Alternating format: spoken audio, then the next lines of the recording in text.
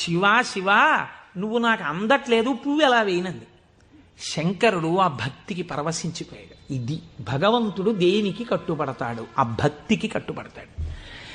వెంటనే ఇలా ఉన్న శివలింగం ఇలా వంగిపోతే ఆ పిల్లకేం తెలుసు? శివలింగం వంగిపోయింది నా కోసం అన్నది. చిన్నపిల్ల పొంగిపోయి తప్పట్లు కొట్టేసి కాసేపు ఆడేసి 2 పువ్వులు వేసేసి వెళ్ళిపోయింది ఆ పిల్ల. మరునాడు యథాలాపంగా అనేక శివలింగాలు ఉంటుంటాయి కదా గుళ్ళో. ఈ శివలింగం వంగడంలో లోపలున్న శివలింగం కూడా వంగిపోయింది. అర్చక స్వామి చూసి భయపడిపోయాడు. ఇదేమిటి శివలింగం ఇలా వంగిపోయిందని మహారాజుకు తెలిసింది. ఇది ఏదో అరిష్టం జరుగుతుంది, శివలింగం వంగింది ఏమిటని భయపడ్డారు. ఈ శివలింగానికి వంపు దిద్దిలా పైకి తీయాలి. వాళ్ళకి ఉన్న తెలివితేటలు ఏమిటంటే ఈ వంగిపోయినటువంటి శివలింగానికి పెద్ద పెద్ద ఇనప గొలుసులేసి ఏనుగులకు కట్టి లాగించారు.